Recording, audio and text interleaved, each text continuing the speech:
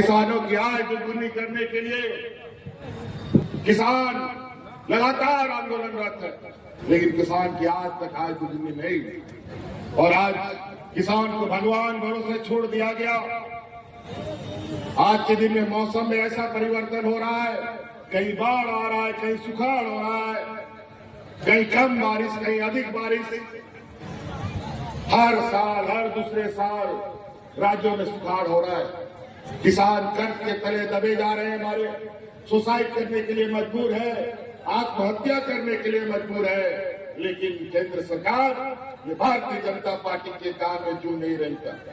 और यही हमारी गठबंधन की सरकार ने झारखंड के किसानों का 2 लाख रुपया का ऋण भी हम लोगों ने माफ करने का काम किया।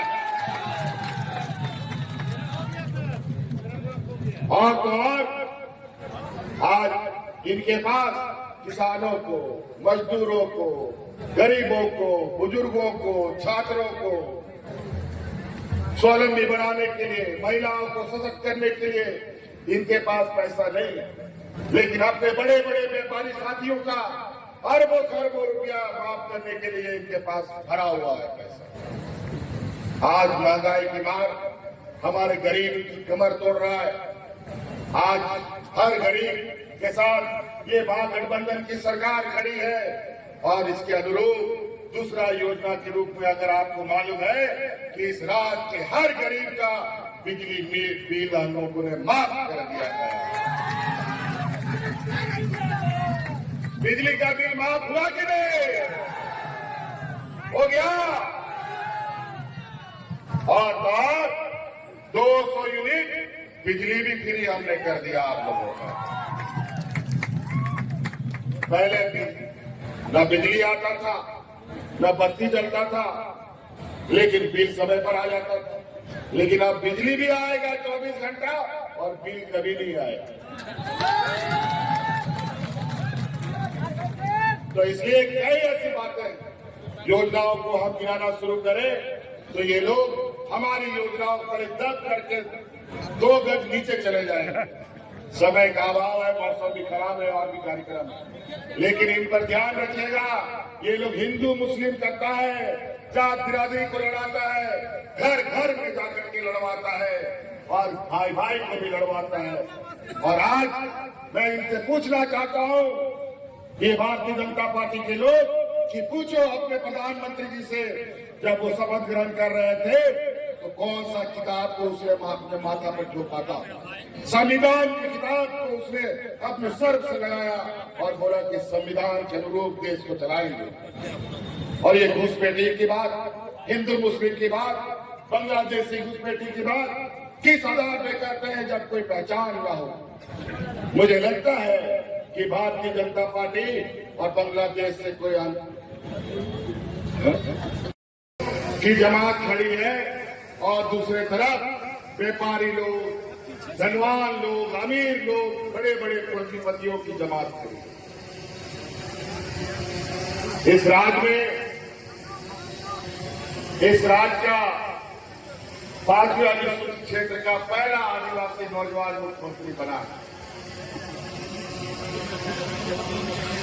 और जब से हमने सरकार बनाई है, सरकार बनने के 1 घंटे के बाद से ही इन व्यापारियों ने हमारी सरकार गिराने का एक प्रकार शुरू कर दिया। लेकिन वो 5 साल तक जारी रहा। 2 साल तो कोरोना ने हमें बचा लिया और 2 साल हम लोग जंग करते करते इनके साथ, जो ये लोग कहते थे यहाँ का मूलवासी आदिवासी लोग सरकार नहीं चला पाएगा। और आज आप लोग का आशीर्वाद से, आप लोग का ताकत से हमने पूरे 5 साल इस राज्य को चलाया। आज फिर आपके सामने खड़े हैं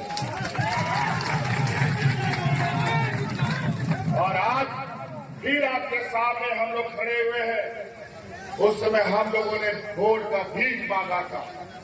इस बार वोट के लिए हम अधिकार के साथ आपके पास आए हैं, क्योंकि इस 5 साल के अंदर कोरोना में आपके परिवारजनों को हवाई जहाज से ढो करके ला करके आपके घर में पहुंचाने का हम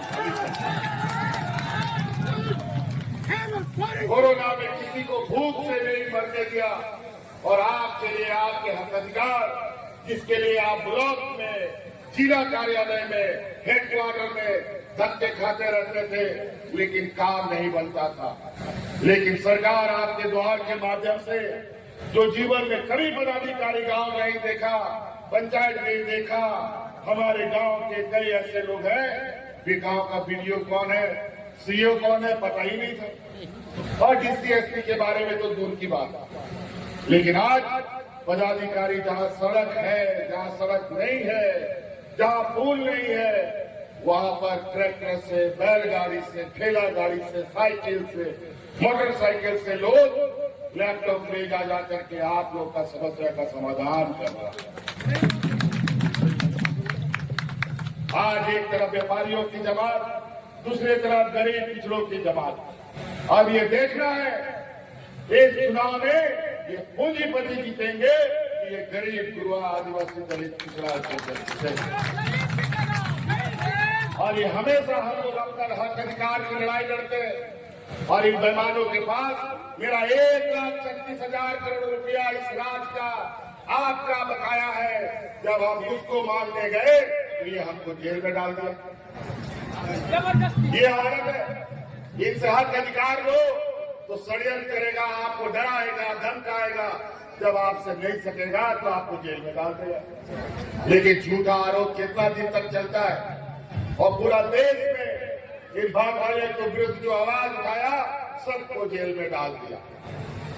कई लोग जेल में ही लोगों की मृत्यु हो गई। एक समय जेल में जाना एक सम्मान की बात हुआ करती थी, अब जेल में ले जाना मतलब उसकी हत्या करना। ये स्थिति बनी। इन व्यापारियों ने जो हालात देश में बना रखा है, आज देश में महंगाई आसमान छू रहा है। 5 रुपया का प्लेटफॉर्म टिकट आज 50 रुपया में बिक रहा है। आज वंदे भारत ट्रेन में कितना गरीब लोग उसमें सफर करता है, आपको बताओ। और जो जनता का ट्रेन था, गरीब मजदूर का ट्रेन था, वो आज तक नहीं चल पाया कोरोना के बाद से। और जो 15, 16, 18 बोगी का ट्रेन हुआ करता था, वो 5 बोगी, 7 बोगी का वंदे भारत बना करके लोगों के सामने परोस रहा है। आज महंगाई, जूता, चप्पल, बच्चे का पढ़ने लिखने का किताब, कलम, आटा, दाल, सब्जी, पेट्रोल, डीजल आसमान छू रहा है। बेलगाम घोड़े की तरह भाग रहा है। आज ये महंगाई बढ़ा रहे हैं और हम इस राज्य की जनता को उस महंगाई से बचाने के लिए महिलाओं के खाते में 1000 रुपये का सम्मान राशि भेजने का। मैं महिलाओं से पूछना चाहता हूं, आप लोग के खाता में पैसा आ रहा है कि नहीं आ रहा है?